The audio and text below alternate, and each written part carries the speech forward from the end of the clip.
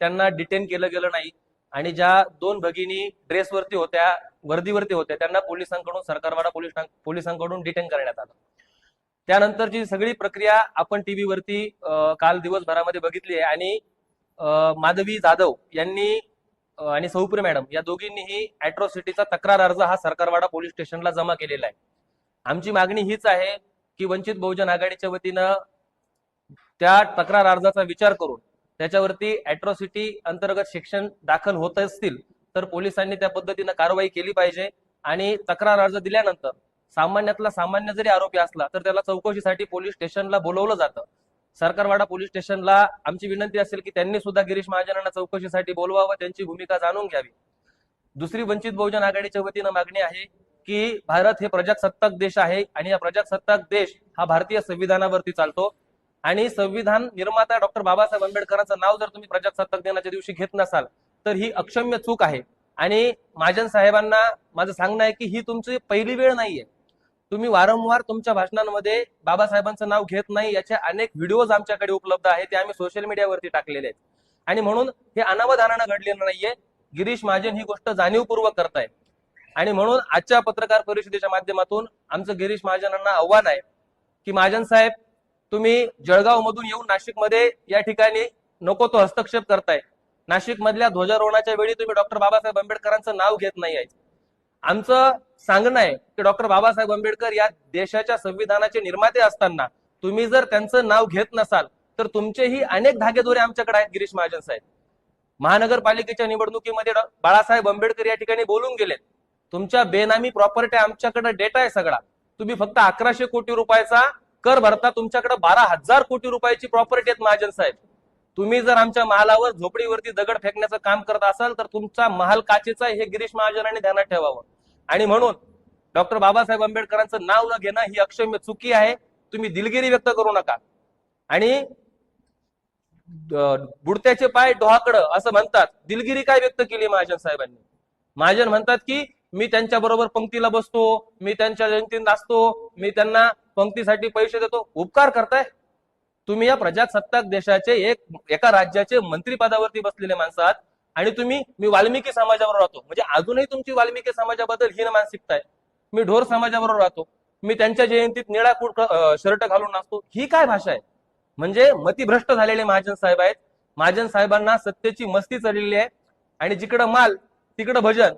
महाजन साहेब, जळगावची परिस्थिती सुधारवा. जळगाव अजूनही नाशिकपेक्षा पिछाडीवर आहे.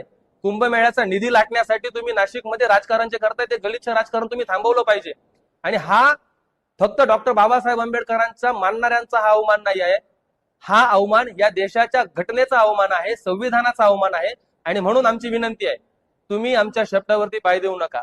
तुम्ही डॉक्टर बाबासाहेब आंबेडकरांचं नाव न घेता खूप मोठी चुकी केलेली आहे आणि याचं प्रायचित्त फक्त आणि फक्त मंत्रिपदाचा राजीनामा आहे. तो राजीनामा तुम्ही देणार आहात का? राज्याचे मुख्यमंत्री देवेंद्र फडणवीस जे स्वतःला म्हणजे भ्रष्टाचार आम्ही करत नाही या पद्धतीनं मांडतात, पण महाजन साहेबांच्या प्रॉपर्टी, त्यांचे पाटलांचे नाव आमच्याकडे आहे, झालटेंचे नाव आमच्याकडे आहे, तायडेंचे नाव आमच्याकडे आहे, तुमचे ननावरे आमच्याकडे आहे. आम्ही काढू का तुमची टक्केवारी?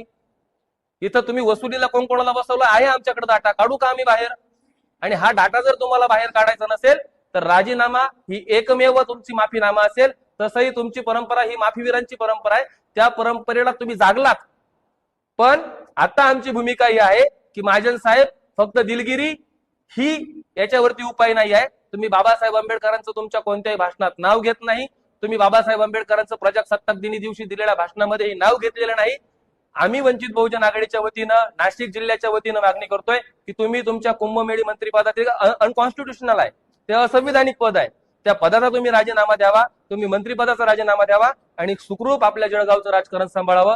तुम्ही डॉक्टर बाबासाहेब आंबेडकरांचं नाव न घेता राजकारण करू शकत नाही. त्या पदावर राहण्याची तुमची पात्रता नाही. ही आमचा 1000 कोटींचा जो आरोप केलेला आहे, त्या दिवशी श्रद्धेय बाळासाहेब आंबेडकर नाशिकच्या सभेमध्ये आले होते आणि त्यांनी महाजन साहेबांना सांगितलं होतं की गिरीश महाजन, आम्ही तुम्हाला निवडणूक संपल्यावरती रिटर्न गिफ्ट देणार आहे. आता ही रिटर्न गिफ्ट देण्याची सुरुवात आहे. डेटा आहे, आकडेवारी लवकरच आम्ही तुमच्या समोर मांडू. गिरीश महाजनांनी माफी मागावी ही आमची आताची माफक अपेक्षा आहे. प्रकरणामध्ये राजकारण नको असेल तर त्यांनी संन्यास घ्यावा आणि साधू म्हणून कुंभमेळ्यात यावं. तुम्ही प्रत्येक गोष्टीचं राजकारण कराल, तुम्ही प्रत्येक गोष्टीला राजकीय दृष्ट्या बघाल. तुम्ही इथं श्रीमंत श्रीमंत सगळी माणसं फोडून काँग्रेस राष्ट्रवादीचं स्वतःचा पक्ष चालवताय. तुम्ही राजकारण करत नाही का? तुम्ही बडगुजरांसारख्यांना पक्षात घेऊन तुम्ही राजकारण करत नाहीये का? तुम्ही धुतल्या तांदळाच्या आहात का? आम्ही बाबासाहेब आंबेडकरांना मानणारा, बाबासाहेब आंबेडकरांचा वैचारिक एक सामाजिक आणि राजकीय हेतू म्हणून आम्ही इथं जर बोलत असू तर तुम्हाला त्याच्यामध्ये राजकारण दिसतंय का? माझं महाजन साहेबांना खुलं आव्हान आहे की आम्ही जर राजकारण करत असू तर आम्ही तत्वाचं राजकारण करतोय. आम्ही बाबासाहेबांच्या नावावरती राजकारण करत नाहीये. तुम्ही नाव न घेता चुकी केली आहे म्हणून आम्ही बोलतोय. तुमची मती भ्रष्ट झाली नसती, तुमची मती जर जागेवरती असती तर तुम्ही बाबासाहेबांचं नाव घेतलं असतं. आणि मी हे मुद्दा म्हणून सांगतोय की तुम्ही वारंवार ती गोष्ट करताय म्हणून आम्ही बोललोय. आणि त्यात प्रजासत्ताक दिनाच्या दिवशी तुम्ही ही गोष्ट करताय म्हणून आम्हाला बोलावं लागतंय. आणि महाजन साहेबांना माझा सल्ला असेल, जर तुम्हाला वंचित कडून किंवा इतर आंबेडकरी पक्षांकडून जर तुम्हाला राजकारणाची अपेक्षा नसेल तर तुम्ही साधू म्हणून या. असे तुमचे काय धंदे चालतात आम्हाला माहिती आहे नाशिकमध्ये. अॅट्रॉसिटीमध्ये प्रकरण बसतं किंवा ना बसतं ही न्यायालयीन प्रक्रिया आहे. त्याच्यावरती एसीपीच्या अंडर, डीसीपीच्या अंडर त्याच्यावरती एक कमिटी बसते. त्याच्यावरती ते त्याचा अभ्यास करतात आणि त्यावरून कलम टाकायचे की नाही हा त्यांचा भाग असतो. परंतु एका दलित समाजाच्या महिलेला असं वाटलं की डॉक्टर बाबासाहेब आंबेडकरांचं नाव न घेतल्यामुळे माझा अपमान झालेला आहे आणि कोणत्याही शेड्यूल कास्ट, शेड्यूल ट्राईब मध्ये एखाद्या व्यक्तीला वाटतं की ह्या गोष्टीमुळे माझा अपमान होतो तर ती शेड्यूल कास्टच्या त्या ऍक्ट नुसार गुन्हा दाखल करू शकते, मागणी करू शकते. त्याच्यावरती काय ऍक्शन घ्यायची, काय नाही घ्यायची हे प्रशासन ठरवेल.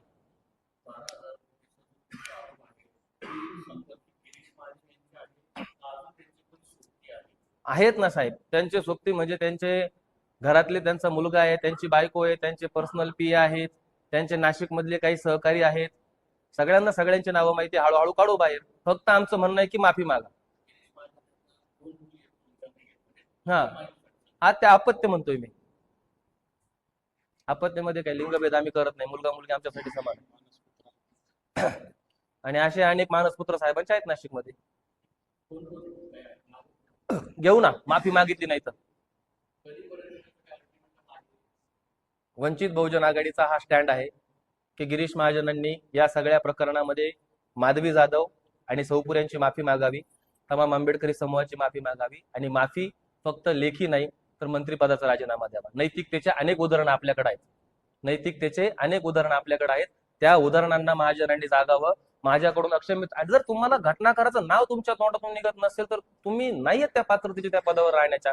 आणि आमच्याकडे एक नाही, तुमच्याच मीडियाच्या माध्यमातून माझ्याकडे अनेक व्हिडिओ आहेत त्यांचे की त्याच्यामध्ये ते बाबासाहेबांचं नाव टाळतात. तुमच्या शेजारी बसलेलं कोण आहे? कुंभमेळ्याचा प्रोटोकॉल कोण आहे, काय आहे? राजशिष्टाचार मंत्रालयाकडून तुम्हाला कसा भाषणाचा प्रोटोकॉल आला होता? एक तर तुम्ही सांगा की मला राजशिष्टाचाराच्या महासचिव आमच्या सेक्रेटरीनं असं भाषण लिहून दिलं म्हणून मी म्हटलं आम्ही त्यांच्यावरती कारवाई करू. पण हे जर तुमचं मनाचं असेल तर तुम्ही याला बांधिलात आणि तुम्ही माफी मागितली पाहिजे, ही आमची भूमिका आहे. गिरीश महाजनांनी, माझी विनंती आहे की अशी घोडचूक करू नये. त्यांनी दिलगिरी व्यक्त करावी. जर माफी मागितली नाही तर याचे परिणाम, माझं देवेंद्र फडणवीसांना सांगणं आहे की याचे परिणाम तुम्हाला महाराष्ट्रभराच्या राजकारणामध्ये दिसतील. आज नांदेडमध्ये, पुण्यामध्ये, पिंपरी चिंचवडमध्ये याबद्दल आंदोलनं होत आहेत. या आंदोलनाची दखल, या माझी नोकरी गेली तरी चालेल पण मी माफी मागणार नाही, हा एक शब्द जो स्वाभिमानाचा होता हा पूर्ण देशभर पोहोचलाय. आणि जर एका माणसासाठी तुम्ही त्याला प्रोटेक्ट करण्यासाठी जर काही गोष्टी करत असाल तर याचे पडसाद पूर्ण महाराष्ट्रभर तुम्हाला भोगावे लागणार आहे. मग याचे पडसाद भोगायचे की गिरीश महाजनांवरती पक्षांतर्गत कारवाई करायची की गिरीश महाजनांनी स्वतःनं माफी मागायची, हा त्यांचा वैयक्तिक प्रश्न आहे.